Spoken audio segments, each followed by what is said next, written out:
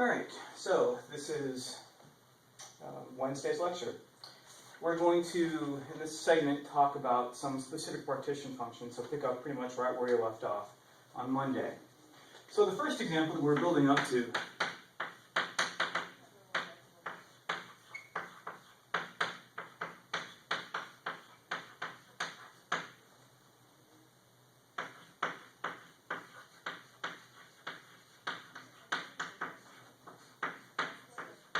was equally spaced non-degenerate levels, and this happens to be the exact answer that we got from the harmonic oscillator, which is what we use to model molecular vibrations. So, in general terms, the partition function is going to be equal to the sum over all levels j of e to the minus beta times epsilon sum j, which is just the energy of level j.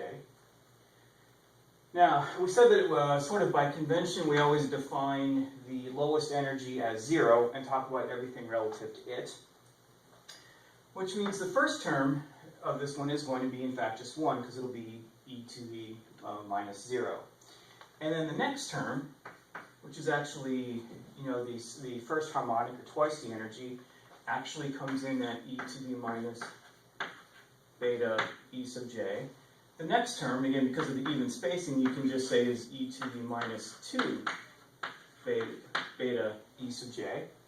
And then the next term would be e to the minus 3 times beta e sub j. And you would keep going until infinity.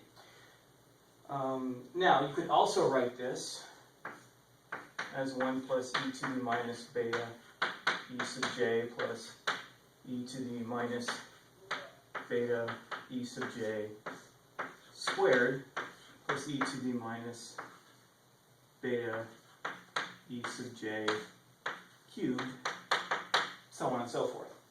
And this is where you do the happy dance if you're kind of a math geek, because you might recognize the fact that 1 plus x squared plus x cubed, so on and so forth, converges to 1 over 1 minus x. So this gives us a real simple answer for this, for vibrational partition functions. It's equal to 1 over 1 minus e to the minus beta e sub j. And that's pretty much it. Now I'll talk about a special case.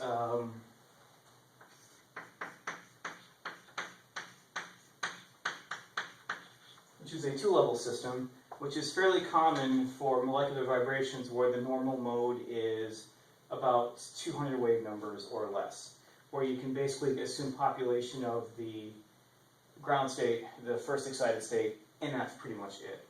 And if you do that, you can convince yourself, I hope, that the population of the ground state, p sub 0, is just equal to 1 over 1 plus e to the minus beta e sub j.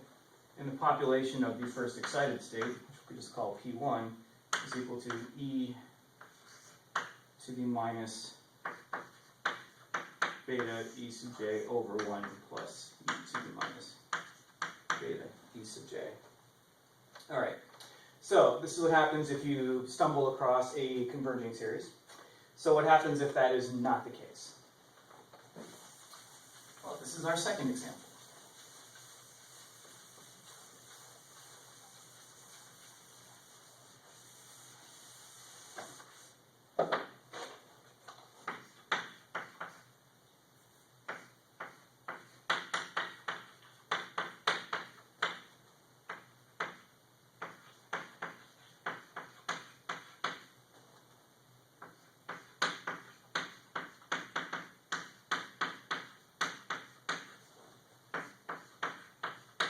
And that is numerous closest space levels. This is sort of what we ended up with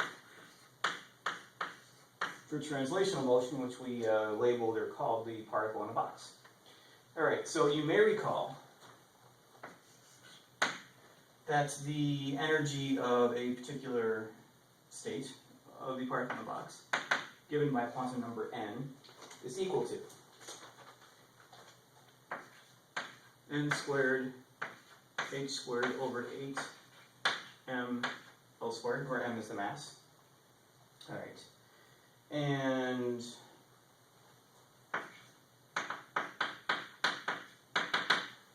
the quantum number n took values from 1 to infinity. Now, the lowest energy, little epsilon here,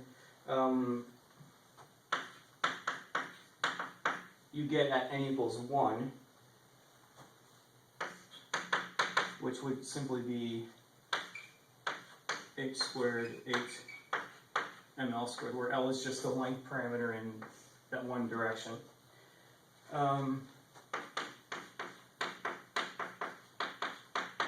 Now, by convention, we're going to call this 0, which means we're going to reference any other energy level to that one, which means that we're going to say that the energy, technically epsilon, n of any state, is going to be expressed as n squared minus 1 times epsilon, where epsilon in this case will now be equal to h squared over 8 and L squared. All right, which means that the partition function, and now I'm going to switch to a specific direction, so I'll just call this the partition function in the x direction, and that is just going to be equal to the sum over all levels from n equals 1 to infinity, so a lot of them, of e to the minus n squared minus 1 beta times our epsilon. All right. So this is qx. Now, this is not a converging series, so you have to think of another trick. And the trick is basically the reverse of how you probably started Calc 1. So in Calc 1, you're probably talking about trying to find the area under a curve and approximated it as the sum of the discrete areas of a bunch of separate discrete rectangles and added them all up. And as those rectangles got smaller and smaller, you went from a discrete sum to an integral. So we're going to do this backwards, and we're going to approximate this discrete sum by an integral. So this would actually be, it would look something like, so the partition function in the x direction, q sub x, would be approximately equal to the integral from 1 to infinity of e to the minus n squared minus 1 beta epsilon integrating over variable n, so dn. And if you were to look this up in a table, you really wouldn't find this particular integral, but what you would probably find is that form going from 0 to infinity. And that is a negligible difference. So of e to the minus n squared minus 1 beta epsilon dn. And for there, the answer we get is simply 2 times pi times m over h squared beta, all of that square root, times x, which was our dimension here. All right.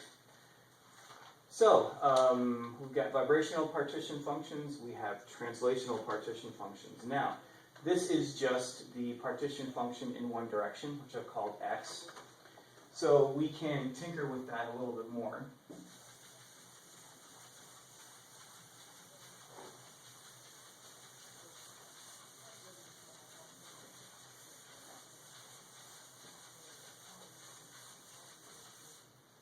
All right. So these partition functions are the sum of individual terms. The overall partition function is a product of independent partition functions.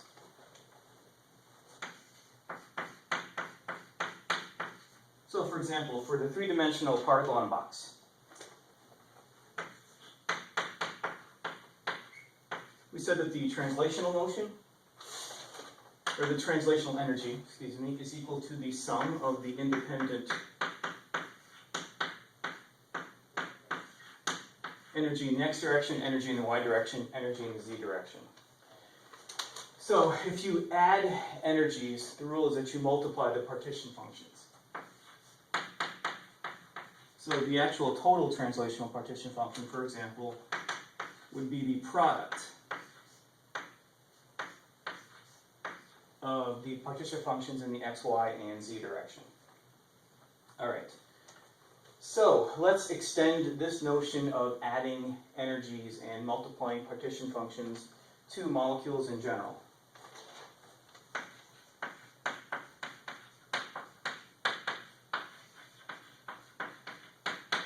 So we have long said that the total energy of a molecule is equal to the product of a couple of things. If it's in the gas phase, we will have rotational motion. There will be some vibrational motion as well, and energy associated with it. And finally, the one we haven't talked about yet, electronic energy.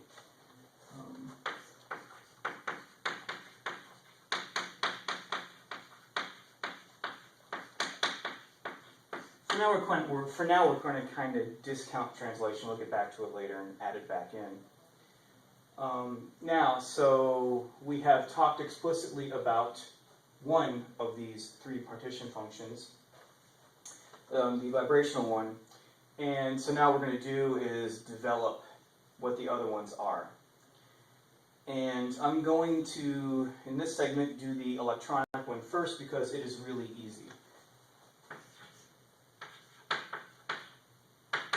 So the problem is that there is not one simple equation or model that does electronic states. That's why we didn't have, there's no equivalent to the harmonic oscillator or rigid rotor for electronic states. So usually you just sort of add up a couple of terms in here.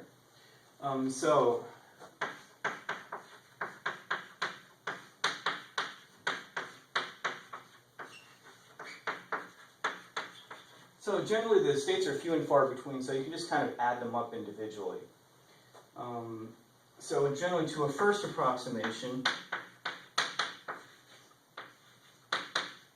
the the electronic partition function is simply equal to the ground state degeneracy, which you might also just see as G0. Or maybe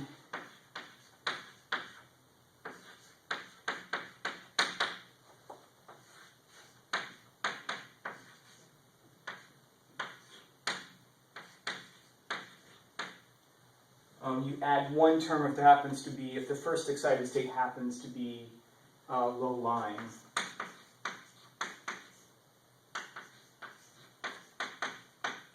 But that's usually all you need to put in there, basically the ground state degeneracy, which is generally just a given or looked up quantity. And in the next segment, we will talk about how to deal with the rotational partition function.